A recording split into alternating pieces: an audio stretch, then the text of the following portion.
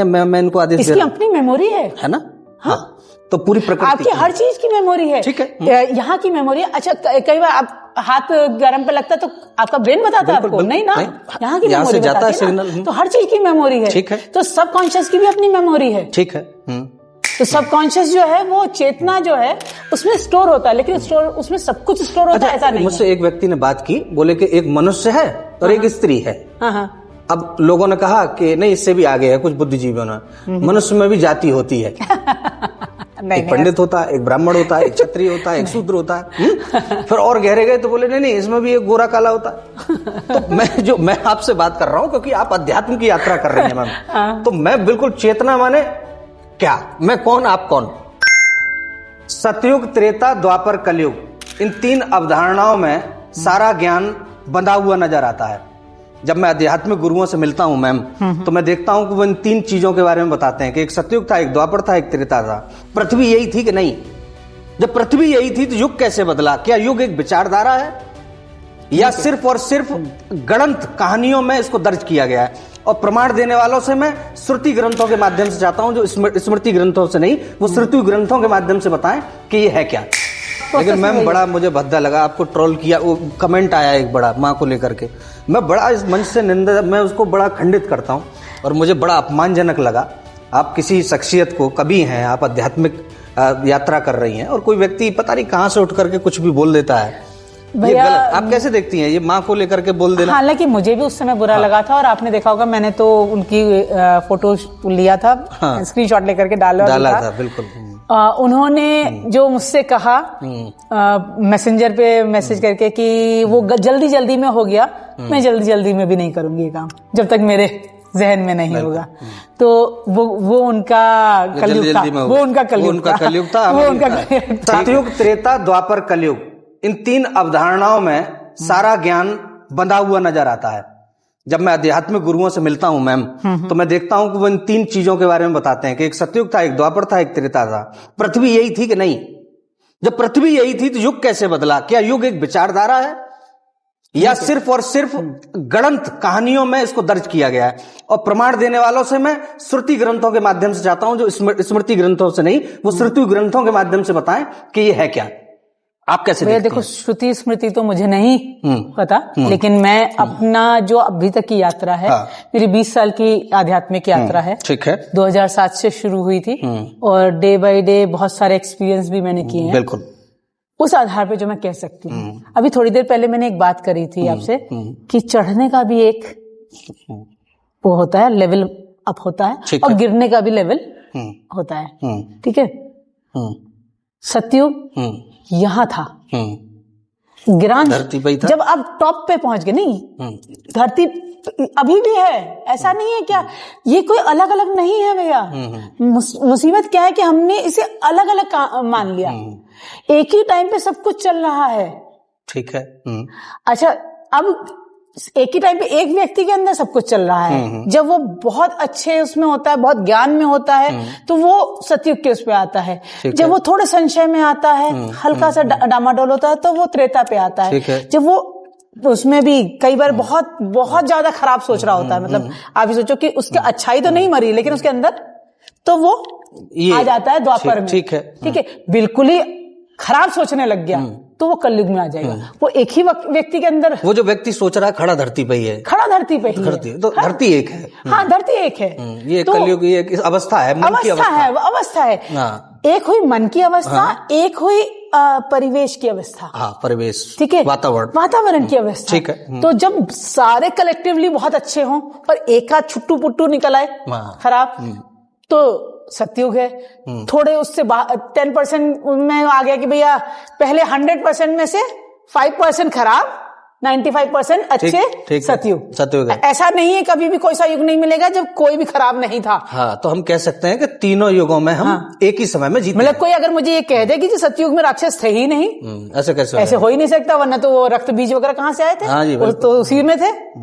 तो हर युग में अच्छाई और बुराई, हाँ, चंडमुंड, ये सब पूरी कहानी तो है। हर युग में दुर्गा सप्तशती करके एक पुस्तक भी आई है। हाँ, तो हर युग में अच्छाई भी है, बुराई भी है।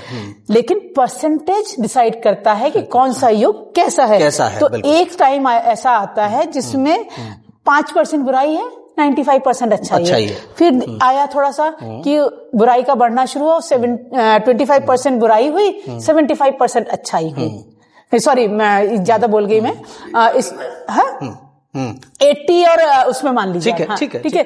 फिर आया द्वापर, जिसमें आपका हो गया कि भी 50-50 के रेशियो में आ गया, ठीक है। अब कलयुग आया जिसमें अच्छाई की क्वांटिटी घट गई, वो 30 या 40 पे रह गई, और बुराई आकर के 60 या 70 पे आ गई। तो यही एक होता है। तो एक कलेक्टिव सोच होती है। अच्छाई की भी कलेक्टिव सोच है। सामाजिक अवधारणा बोल सकते हैं इसको, समाज का एक, कह सकते हैं समाज का एक अंग। जैसे अब मान लो हम यहाँ पे बैठे, हम ये 4-5 लोग हम बैठे हैं, या हम ये 10 लोग हम लोग बैठे हैं। तो अगर हम बैठे हुए हैं तो हम में से सब अलग अलग उसमें होंगे, लेकिन इस समय जब हम बैठे हुए हैं तो इस समय सतयुग में ही बैठे हुए हैं, ये याद रखना। ये है, इसलिए कोई अलग अलग, क्योंकि हम इस समय जो सोच रहे हैं, हमने कोई भी इस समय क्या सोच रहा है कि रावण के बारे में, इस समय सारे के सारे क्या सोच रहे हैं राम के बारे में, कि क्या सीखने में। हम गुरु की बात कर रहे हैं, हम अध्यात्म की बात कर रहे हैं, तो सबके थॉट प्रोसेस। लेकिन मैम बड़ा मुझे भद्दा लगा, आपको ट्रोल किया, वो कमेंट आया एक बड़ा माँ को लेकर के, मैं बड़ा इस मंच से मैं उसको बड़ा खंडित करता हूं, और मुझे बड़ा अपमानजनक लगा। आप किसी शख्सियत को, कभी हैं आप आध्यात्मिक यात्रा कर रही हैं, और कोई व्यक्ति पता नहीं कहां से उठ करके कुछ भी बोल देता है, ये गलत। आप कैसे देखती हैं ये माँ को लेकर के बोल देना? हालांकि मुझे भी उस समय बुरा लगा था, और आपने देखा होगा मैंने तो उनकी फोटो लिया था, स्क्रीनशॉट लेकर के डाला था। बिल्कुल। उन्होंने जो मुझसे कहा मैसेंजर पे मैसेज करके कि वो जल्दी जल्दी में हो गया, मैं जल्दी जल्दी में भी नहीं करूंगी ये काम जब तक मेरे जहन में नहीं होगा। तो वो उनका कलयुग था, वो उनका कलयुग था। ठीक है। तो ठीक है, हो गया। मैं उसको पकड़ के बैठने से कोई फायदा ही नहीं है। सही है, बात खत्म हो गई। ट्रोल होंगी जब भी मैं ऐसा कुछ कहूंगी जो मेरी दृष्टि में सही है और सामने वाले की। लेकिन हम जिस समय में, जिस वातावरण में जी रहे हैं, हमारा डिक्लाइन ज्यादा हुआ है। एप्स्टीन फाइल मैम, आप क्या वाकई बॉर्न बेबी को इस तरीके का मनुष्य हो सकता है? ये जो चंड मुंड की कहानियां चलती है वही है क्या ये लोग? हाँ, राक्षस हैं, राक्षस प्रवृत्ति और राक्षस की पूजा करते हैं, आप बता रही थी, थोड़ा विस्तार से बताना। ये जैसे कि मैं बताया, क्योंकि उस परिवार का नाम लेना इज वेरी ऑन एयर, ठीक है, ऑन एयर बहुत मुश्किल काम होता है। और मुश्किल क्या मतलब, हर जगह उनके लोग मौजूद है, और कब आप उनकी निगाह में आ जाएं तो गड़बड़ हो जाए। तो एप्स्टीन यहूदी हैं, और वो परिवार भी यहूदी है, ठीक है। वो 13 परिवार का एक समूह है, जो यहूदियों में एक वो है शैतान जिसे कहते हैं, उसका बाल नाम है उसका, और ये बाल की पूजा होती है। अगर आप देखा जाए तो ये जो काल चल रहा है, जो ये हमारा काल चल रहा है, पहले कली आएंगे, फिर कल की आएंगे, और कली और कल की कोई व्यक्ति नहीं है, ये एक सोच है। क्योंकि कोई व्यक्ति नहीं आता, सोच आती है। तो ये जो युग है इस्लाम में दज्जाल का युग है, दज्जाल। और इसमें क्रिश्चियनिटी में एंटी क्राइस्ट ये टाइम एंटी क्राइस्ट का, और यहूदियों में ये टाइम बाल का है। इस समय बाल प्रबल इसमें आएंगे। सेम हमारे उसमें आ जाएं तो कली का टाइम है ये। और ये सब थॉट प्रोसेस है, ये सब थॉट प्रोसेस है। क्योंकि हर अच्छाई, हर बुराई आपको फेस दिखता है, लेकिन वो कलेक्टिव थॉट का ही होता है। तो ये वो टाइम है। और हमारे कली, भारत कितना प्रभावित होगा इससे? भैया हर देश प्रभावित होगा। अच्छा, सिर्फ भारत की बात नहीं है। अभी तो आधी खुली है, अभी तो आधी खुलनी बाकी है। अभी तो आपको क्या न क्या मिल जाएगा। और इसमें तो अभी औरतों के तो भारत के ही नाम आए हैं, अभी बाहर की औरतों के नाम देखिएगा कितनों के आ जाएंगे। तो और बेचारी जो भारत की औरतें हैं, उनकी तो बेचारों के सिर्फ पार्टी वार्टी तक ही नाम आए, खाने पीने तक नहीं आए। लेकिन अभी तो बहुत कुछ खुलना बाकी है। ये आइडियोलॉजी वो है जो मनुष्य जिंदा रहना चाहता है सदा के लिए? हाँ, मतलब मैं मरूं ना। क्या ये वहां से आ रहा? मरना तो संभव नहीं है। हाँ। लेकिन हाँ चल भी रहा है, केमिकल बनाने के चक्कर में है कि ताकि अमृत को किया जाए। लगे पड़े हैं विदेशी कि हम किसी तरीके से, क्योंकि देखो हम अभी तक विज्ञान में उतना ऊपर नहीं गए, लेकिन विदेश में तो ये सारे ट्रायल चल रहे हैं।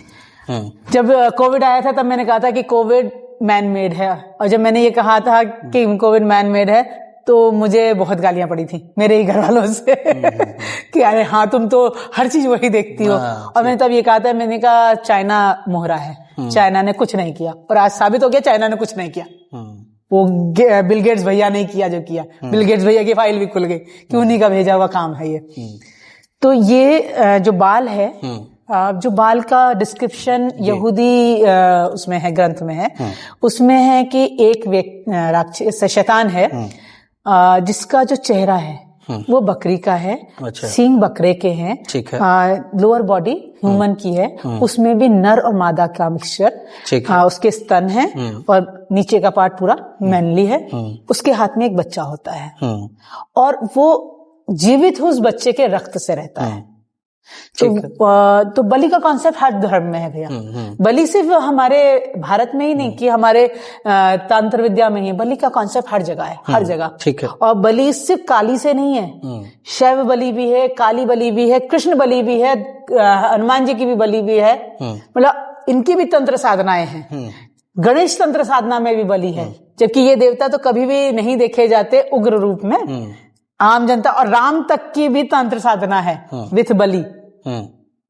लेकिन तो हर शैतान बलि मांगता है। कोई भी चीज जब उग्र शक्तियां हैं तो वो बलि मांगती ही मांगती। अच्छा, मैं जब इस दृष्टिकोण से देखता हूं तो मैं कहता हूं एक प्रकृति है और आप और हम हैं, और हम उस प्रकृति का एक हिस्सा है। हाँ। और जो भी विकार हैं, अच्छाइयां बुराइयां क्रोध, वो मेरे में आता है, अंदर है। और मैं समष्टि प्रकृति में भी देखता हूँ, तो ना मुझे वहां कोई राक्षस दिखाई दे रहा है, ना मुझे वहां कोई इस तरीके का आडंबर दिखाई देता है कि भाई कोई देवता है या मेरे ऊपर हमला करेगा या मुझे कंट्रोल कर लेगा। तो ये प्रकृति के ही रूपों को बिगाड़ करके बना लेते हैं क्या लोग, मतलब ये हमारा देवता हो गया। देखो, क्योंकि हमने गणेश को बनाया तो चूहा बैठा दिया तो भैया रक्षा करना, मारना मत, ये गणेश जी का है। हाँ। तुम इससे छोटा मत समझना। हाँ, वो इसी नहीं। देखो, हाँ। एक और चीज बताऊं। हाँ। गणेश जी कहाँ ज्यादा पूजे जाते हैं ये बताइए। महाराष्ट्र। महाराष्ट्र में ना सबसे ज्यादा चूहे होते हैं, नॉर्थ इंडिया से ज्यादा चूहे होते हैं। इसीलिए मारे ना गणेश जी को बैठा दिया। तो आपने ना वाहन भी वही दिया है हर देव को जी, जो लोकल है। ठीक है, मैं समझता हूँ। ठीक है, लोकल। शिव जी रहते हैं पहाड़ पे, ठीक है, पहाड़ पे रेप्टाइल फैमिली मिलेगी। हाँ। तो शिव जी के गले में पहना दिया सांप, क्योंकि वो रेप्टाइल फैमिली मिलेगी ना पहाड़ के अंदर से। बिल्कुल। तो ये सब हम ही ने सोच के बनाया है ना। ठीक। और कृष्ण जी प्लेन पे रहते हैं, गाय है, और जंगलों में घूमते थे, तो गाय और मोर दे दिया उनको। बहुत शानदार। तो ये जितनी भी देवों की गणना हुई है वो सब उस लोकल, आप कभी भी देखना कि उस लोकल जगह पे जो अवेलेबल है वही उनका वाहन होगा या उनके सिंबल्स में यूज होगा। सिंबल्स। आपने कहा मैम कुछ सिग्नल हैं जो आकाश में घूम रहे हैं। हाँ। मैं रेडियो हूं क्या, कंप्यूटर हूं? आप रेडियो नहीं है। हाँ। पर आपकी एक फ्रिक्वेंसी है। फ्रिक्वेंसी क्या होता है?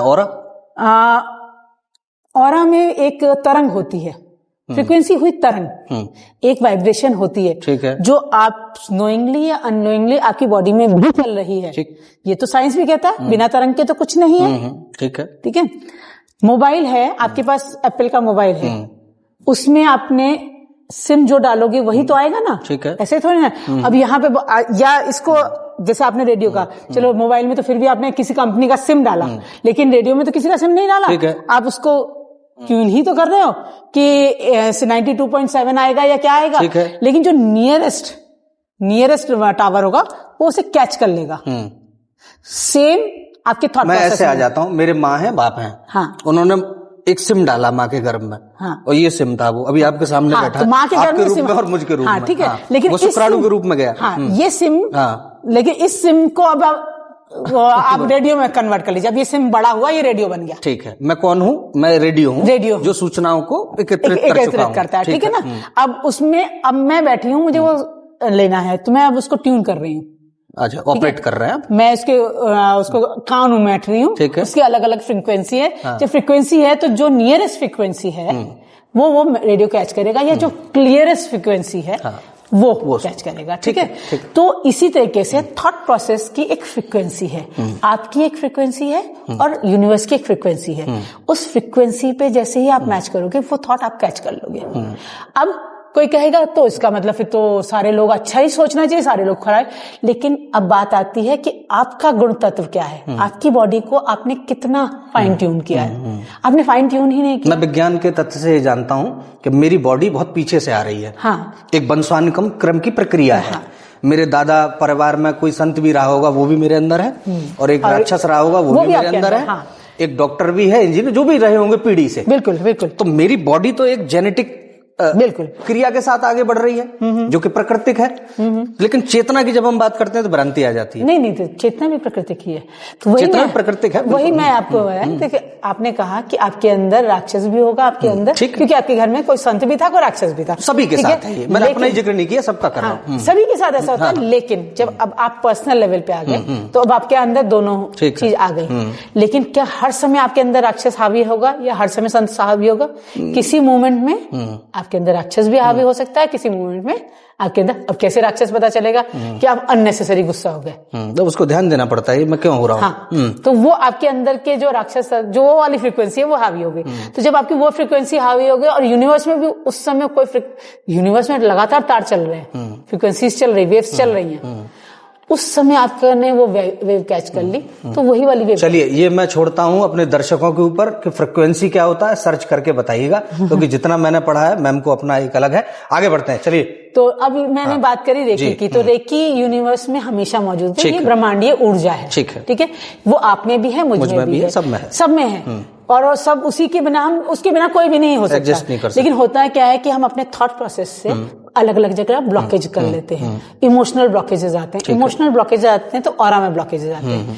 धीरे धीरे करके वो आपके शरीर पे आते हैं, तो वो आपके कहीं ब्लॉकेज, तो जितने ये पेन है, ये सब कुछ, ये उसकी वजह से आने शुरू होते हैं। उसी की वजह से हमारे काम में भी रुकावटें आनी शुरू होती हैं। तो जो जैसे मैं रेकी मास्टर हूं, तो मैं क्या करूंगी कि, और आपने कहा कि बुद्ध ने तो नहीं वो कहा, बुद्ध ने विधियां दी हैं ध्यान की, और उसमें ही रेकी की एक ध्यान विधि है। वो ध्यान की विधि है। ये रिसर्च करेंगे, हमारे सलाहकार बैठे हैं, मैं इसमें ज्यादा हस्तक्षेप नहीं करूंगा। ध्यान की विधि है, तो अब उसको ध्यान करके मैं, आपको जरूरत है, जैसे आपने कहा कि मैम मेरे हाथ में बहुत दिन से दर्द है और ये जा नहीं रहा, आप दवाई तो विधि हो सकती है, इस काम के लिए विधि हो सकती है। आप दवाई खाते, रेकी कभी नहीं कहेगा, जो अगर रेकी मास्टर ये कह रहा है कि दवाई नहीं खाना है, वो आपको मूर्ख बना रहा है। लेकिन दवाई क्योंकि आप पे असर नहीं कर रही, आपकी ब्लॉकेजेस की वजह से, आपकी मेंटल ब्लॉकेजेस की, आपका रोजमर्रा का जो आपने सोच रखा है साइकोलॉजिकल, तो रेकी क्या करेगा कि आपके वो ब्लॉकेजेस खोलेगा और आप रिसेप्टिव हो जाएंगे दवाई के लिए। दवाई कभी मना नहीं करेगा। रेकी एक विधि है, ऐसा कह सकते हैं। ये ऑल्टरनेटिव साइंस है, लेकिन वो ये मेडिकल साइंस नहीं है, तो इसलिए कभी रेकी मेडिसिन नहीं, मेडिकल साइंस नहीं है। लेकिन कई बार मैम भारत में जो झाड़ फूक करते हैं ना, जिस तरीके के बाबा भी हैं, और आजकल तो मैम एक नाम, मैं पता नहीं इस चैनल से ना लूं, मेरे संपादक बैठे हैं बताएंगे, या मेरे सीनियर वकील साहब बैठे हैं जो लीगल टीम देखते हैं, और ले देते हैं धीरेन्द्र शास्त्री। ठीक है, बड़ा नए युवक हैं वो, बड़ा सम्मान है उनका भाई देश में। लेकिन वो जब खड़े होकर के पर्चा निकालते हैं, उनकी कौन सी रेकी मास्टरी चल रही है भैया इस देश में, जो है हम लोग मतलब कहाँ बढ़ रहे हैं। भैया तो चाह रहे हैं कि ट्रोल हो जाऊं। मैं तो चाह रहा हूँ भैया का प्रचार कर रहा हूँ भैया, मैं तो आपका प्रचार में लगा हूँ, आपका नाम ले रहा हूँ चैनल से। देखिए, आप वैसे अपने आप में परिपूर्ण हैं। इसमें ऐसा नहीं है, पर्चा निकाल सकती है मैम? नहीं, पर्चे निकाल सकती हूँ, लेकिन वो भी तरीके हैं। मैं वो टेक्निक नहीं जानती, लेकिन ऐसा नहीं कि वो टेक्निक नहीं है। इसमें मनोविज्ञान में वो भी टेक्निक है, और बहुत सारे आपको मेंटलिस्ट मिल जाएंगे जो करते हैं, वो मेंटलिस्ट ही है। लेकिन और ये भी मैं बता दूं कि जब हम बैठे होते हैं, जैसे आप बैठे हो, तो एज अ स्पिरिचुअल हीलर मुझे आपके ऑरा बहुत कुछ मुझे समझ में आ जाएगा, लेकिन वो आपके पोस्चर से समझ आएगा। पोस्चर से आएगा। लेकिन मैम एक होता है जो आपने कहा कि बहुत सारे ऐसे लोग हैं जो प्रोफेशनली करते हैं। जब उनसे पूछा जाता है तो वो कहते हैं हम एज अ प्रोफेशनल करते हैं, और ये कला है। लेकिन जब एक पाखंड के नाम पे कहते हैं कि साहब हम तो दुकान है ना भैया, कैसे चलानी है, बोल दिया आपने मैम। और ऐसा भी नहीं है कि उनके पास कोई विद्या ही नहीं है। भैया इस दुकान शब्द को पहले हाईलाइट कर दीजिएगा, फिर चलाइए। क्यों मरवाओगे ना भैया, हाईलाइट मत करना। चलिए कट लो जी मैम। मैम रेकी वगैरह कैसे आया दिमाग में? रेकी भैया दिमाग में नहीं आया, अपने आप ही चुन लिया गया। 2007 में मैं अध्यात्म की तरफ झुकाव हुआ, क्योंकि मुझे कैंसर था, तो उस दौरान बहुत यात्रा रही, टेंशन में थी। तो मुझे नहीं पता था, मुझे बाबाओं से बड़ा डर लगता था। पहले बताओ, जो आज मैं बाबाओं से बहुत सहज हूँ, कभी मैं बहुत डरा करती थी। ठीक है। तो मैं गई थी दिल्ली अपनी दरानी के यहाँ, और क्योंकि आप कैंसर का नाम सुन के आप इतना डिस्टर्ब हो जाते हैं, और मेरे बच्चे थे बहुत छोटे, हार्डली 5-6 साल के थे। बताइए, एक बहुत बड़ा फेस मैं समझ सकता हूँ। हाँ, बहुत बुरा फेस था। तो उसने मुझसे कहा कि बच्चे मैं रख लेती हूँ, और बिकॉज मैंने अपना पैसा जमा किया है और वो पैसा वापस नहीं आएगा, मैं उनसे बात कर लेती हूँ, आप कर लो, आप कम से कम मेंटल पीस में तो आओगी। वहां से मेरी यात्रा शुरू हुई। वो जो 6 दिन का सत्र है, उसने मुझे ट्रांसफॉर्म कर दिया, रूपांतरित कर दिया, 360 डिग्री घुमा दिया। और तब मुझे लगा कि ये कोई चीज है जो मुझे समझनी चाहिए। हाँ। अच्छा, शायद बीज कहीं था, क्योंकि मेरे पापा एस्ट्रोलॉजी करते थे, मेरे ताऊजी एस्ट्रोलॉजी करते थे। तो आप हमारी टाइम पे माध्यम क्या होता था बच्चों का आपस में बात करने का, दोस्त बैठिए, ला हाथ देखूं, कीरो तब नया नया आया था, भाई एक दूसरे से तो अच्छा ये अब ये होने वाला है, अब ये होने वाला, तब मारता तुक्का था, तब मैं सिर्फ वैसे, और इत्तेफाकन जो चीजें मैंने बोली वो उनकी लाइफ में हो गई। वो मुझे सोचते थे कि मैं बहुत बड़ी एस्ट्रोलॉजर हूँ, और मैं कुछ नहीं थी, मेरा सिर्फ तुक्का था। ठीक है। लेकिन वो हो सकता है कि वो कहीं प्रकृति ने चुन रखा हो। ठीक है। कहते क्या है, क्योंकि पूर्व जन्म की यात्रा करी है, तो इसलिए मैं कह सकती हूँ कि पूर्व जन्म से कुछ गुण आपके अंदर आते ही आते, तो वो गुण वहां से आया होगा। यात्रा शुरू हुई, होते होते 2013 में मेरा पैर फ्रैक्चर हुआ, और मुझे 6 महीने के लिए बेड रिटन थी। ठीक है। तो मेरी ही बिल्डिंग में किसी ने रेकी का क्लास अपने यहाँ रखी, और उनका फोन आया कि तुम अध्यात्म की तरफ हो, एक रेकी विद्या होती है हीलिंग, तुम सीखना चाहोगी? तो मैंने कहा मैं तो बेड पे हूँ, ये लोग नीचे बिठाएंगे, अध्यात्म वाले तो नीचे बिठाते हैं, तो मैं तो नहीं बैठ पाऊंगी। तो उन्होंने उन गुरुजी से पूछा, वो कहीं इंदौर से आए थे, तो उन्होंने कहा नहीं कोई जरूरत नहीं, वो लेट करके भी कर सकती हैं, इसमें हमें बैठने की जरूरत नहीं है। तो मैं कहा लेकिन मैं आऊं कैसे? तो बोले हम चलते हैं, हम उनके घर में सिखा देंगे। ठीक है। तो वो पूरा ग्रुप मेरे घर आ गया। क्या बात है। तो मतलब मेरे को कहीं नहीं जाना पड़ा, अध्यात्म खुद चल के मेरे पास आ गया। तो मैंने रेकी सीखी। अब तब तक मुझे ये नहीं पता था रेकी क्या है, लेकिन रेकी का कमाल ये है कि रेकी आप में भी है, यहाँ बैठे सब में भी है, और मुझ में भी है। बस ये है कि हम ब्लॉक लगा लेते हैं, हमें आता नहीं है, और एज अ रेकी मास्टर हम उस चैनल को खोल लेते हैं, ये क्योंकि हमारी साधना होती है। ये पूरा एक मैथमेटिक्स कैलकुलेशन है? नहीं, कैसे इसको रेकी? इसको ध्यान साधना है, ध्यान है। रेकी जापानीज है वैसे तो, ठीक है, लेकिन इसे जापानीज भी मत कहिएगा, ये एनआरआई है। ठीक है।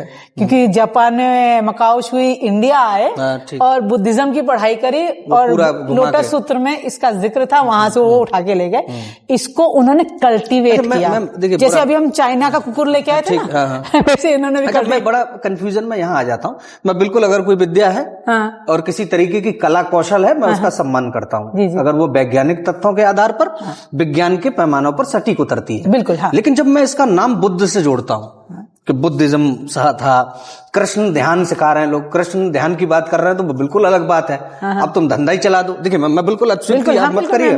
तो इस तरीके से जब हम जोड़ देते हैं, क्योंकि बुद्ध ने ध्यान किया तो उनकी अपनी निजी बात थी, कई प्रश्नों पर तो मौन रहे। कोई पूछता था आत्मा क्या है, वो चुप रहते थे। बोले मृत्यु क्या है, वो बोले ही नहीं। लोगों ने कहा पुनर्जन्म होता है कि नहीं, उन्होंने कहा बकवास मत करो, अपने जीवन को देखो। नहीं, ऐसा नहीं कि बुद्ध ने नहीं बोला पुनर्जन्म पे। जी, बुद्ध ने बोला है। लोटस सूत्र जो है, सभी को नहीं बोला होगा, जो पात्र होगा उसको बोला होगा। हाँ, देखिए, कोई भी गुरु जो आता है ना, उससे सवाल करने, जरूरी नहीं कि हर एक को हर एक सवाल का वो दे। हाँ, वही कारण होता है। हाँ, पात्र है कि नहीं, पात्र है या नहीं है। तो उस हिसाब से, जैसे डॉक्टर एक ही दवाई सबको नहीं लिखता ना, कैसे, बिल्कुल सबका इलाज अलग है, आपके हिसाब से लिखता है ना, वैसे ही हुआ है। तो बुद्ध ने ऐसा नहीं है कि पुनर्जन्म को नकारा है। पुनर्जन्म में व्यक्ति के पुनर्जन्म को नकारा है, चेतना के पुनर्जन्म को नकारा नहीं है। ठीक है, और क्योंकि मैंने ये यात्रा करी है पुनर्जन्म की, तो ये मैं भी मानती हूँ कि चेतना का पुनर्जन्म जो आपने पुनर्जन्म की। हाँ, मैंने पास्ट लाइफ रिग्रेशन किया है। तो चेतना का पुनर्जन्म होता है, पर ये नहीं है कि हम आप इसलिए मिलेंगे पिछले जन्म में मिले थे। ये सब कहानियां हैं। ये सब कहानियां हैं, इसलिए नहीं। कुछ एक पात्र आते हैं, मतलब मैं और डॉक्टर मनीषा मनी दोबारा नहीं होंगे, प्रकृति जन्म लेगी, ऐसा कह दूं? नहीं, आपकी कॉन्शियसनेस जन्म लेगी। कॉन्शियसनेस वो कभी जाती ही नहीं है। कॉन्शियस, जैसे आप मरे तो जिसे हम आत्मा कहते हैं, वो कोई ऐसी चीज नहीं, उसके अंदर चेतना है, वो चेतना को ही हम आत्मा कहते हैं। हमने उसे आत्मा नाम दिया है वो कॉन्शियसनेस ही। कॉन्शियसनेस बाहर खड़ी हो जाएगी, और कॉन्शियसनेस जब रीबर्थ में वो कॉन्शियसनेस ट्रांसफर हो जाएगी, तो एक खास तरीके की सोच, एक खास तरीके की प्रवृत्ति नए ढूंढ में आ जाएगी। तो कॉन्शियसनेस ट्रांसफर होती है, वो व्यक्ति नहीं। लेकिन मैं मनीषा नहीं ट्रांसफर होंगी। हाँ, मनीषा मनीषा तो गया एक बार, ये तो गया, ये तो गई, ये दोबारा मनीषा नहीं आने वाली है। हाँ, और चेतना, चेतना आएगी। चेतना क्या है, अब बात ये आ जाती है कि चेतना है क्या? चेतना है क्या? चेतना हमारे बहुत सारे जो हम रोजमर्रा का कर रहे हैं, तो हमारे बहुत सारा कहना चाहिए, इसको कैसे समझाऊं, याददाश्त होती है हमारी, जैसे तो हम मेमोरी होती है, तो मेमोरी का भी जो सूक्ष्म लेवल है, एक हुआ एक ऐसी मेमोरी, एक होता है कि हमारा बहुत सारे गहरे परछाई पड़ जाती है। तो वो हमारा जो डॉक्टर मेडिकल साइंस भी, क्योंकि आप कह रहे हो कि मेडिकल साइंस के बारे में, मेडिकल साइंस कहती है कि कॉन्शियसनेस और सब consciousness, subconscious, unconscious, conscious, subconscious और अनकॉन्शियस। अनकॉन्शियस में तो आपको कुछ पता ही नहीं है, सब कॉन्शियस पे आपके डाटा फीड हो जाता है। कॉन्शियस लेवल ये है जो हम बात कर रहे हैं, ये हम कॉन्शियस। मैं जब चेतना पे आपसे बात कर रहा हूँ, मुझे बड़ा इंटरेस्ट बढ़ रहा है, क्योंकि आपने कहा कुछ निकल जाता है, बस ये निकलने और जाने में निकलना क्या मतलब, वो ब्रेथ है ना, मतलब कौन गया, हाँ, ये बाहर कौन गया। दूसरा, मैं छत से गिरा और प्रकृति ने मुझे बेहोश कर दिया। ठीक है, गिरते ही मैं अनकॉन्शियस हो गया, मैं सो गया। 2 घंटे बाद उठा तो अस्पताल में था, धीरे धीरे चेतना वापस आई। और मैंने पूछा क्या हुआ था, तो प्रकृति मौन है, बोली कि अब मैं आपको इसका उत्तर नहीं दूंगी, इसका उत्तर वो देंगे जिन्होंने तुम्हें गिरते हुए देखा। गिरते हुए देखा, राइट। तो वो कॉन्शियसनेस है जिन्होंने गिरते हुए देखा। नहीं, वो व्यक्ति कहाँ चला गया था उस क्षण, उसको याद ही नहीं, मैं गिरा, उसको तो याद नहीं है, वो गिरा। लेकिन ऐसा नहीं है कि उसके सबकॉन्शियस माइंड में वो स्टोर नहीं हुआ। ये याद है कि सबकॉन्शियस माइंड में स्टोर होता है।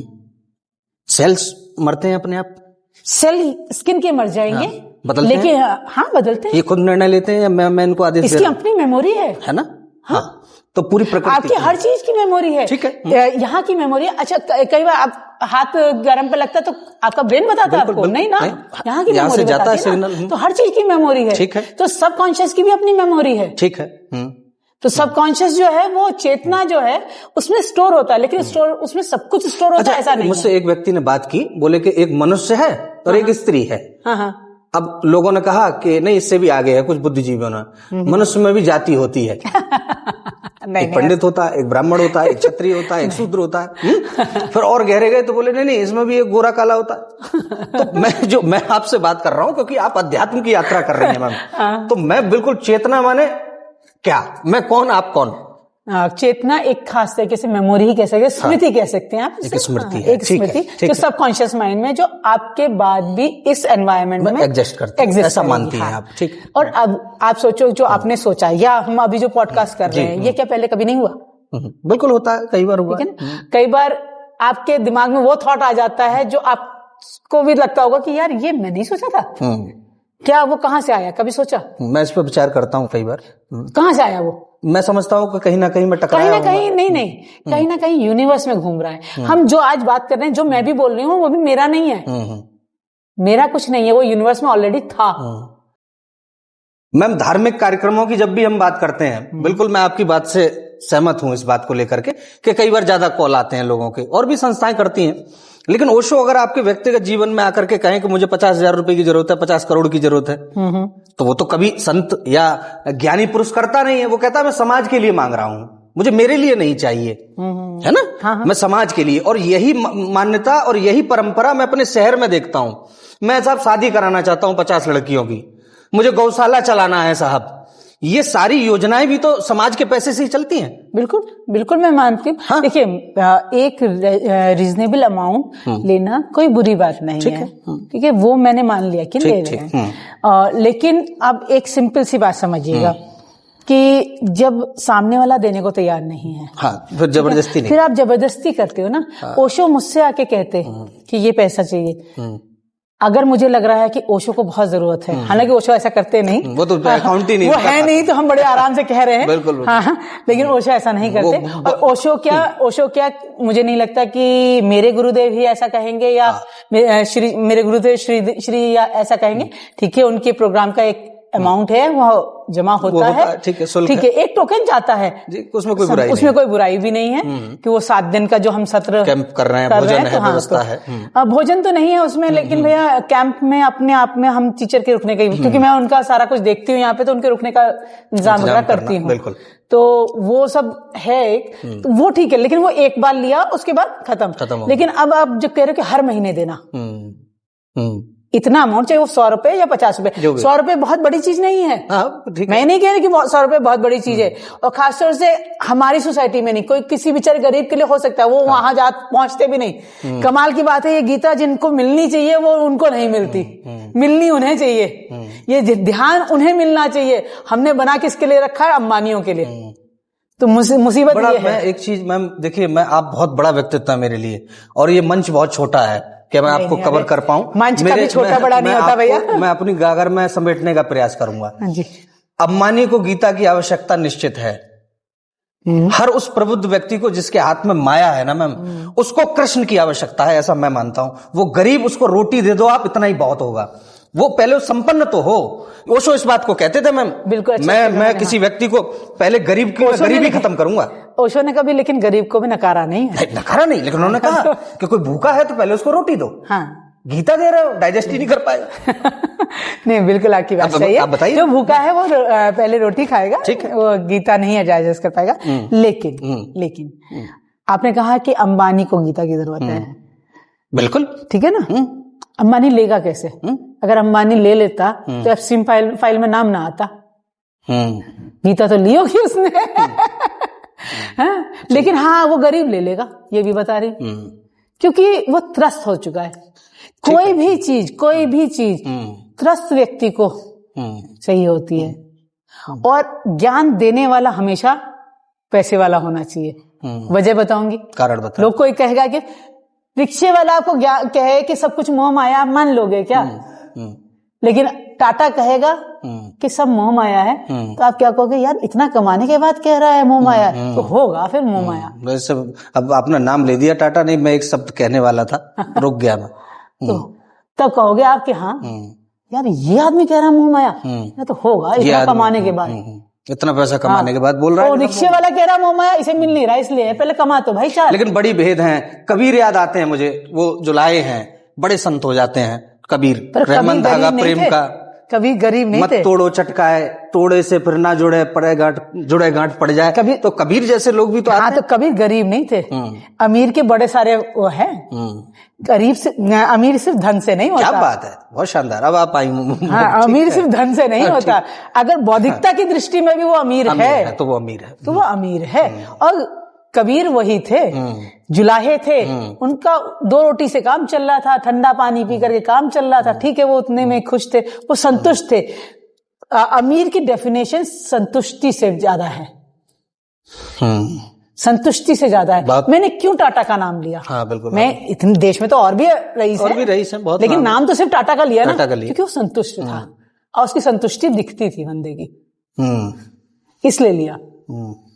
मुझे एक याद आ गया, उसके बाद आगे बढ़ता हूँ। वो कहते हैं कबीर कि मैं भूखा हूं ना मांगू, और परमार्थ के काम में मुझे लाज ना आए। बोले मुझे लाज नहीं आती, मैं भूखा होता हूं तो मांगता नहीं हूं, लेकिन जब परमार्थ का काम करने जाता हूं तो मैं झोली फैलाने से भी पीछे नहीं हटता।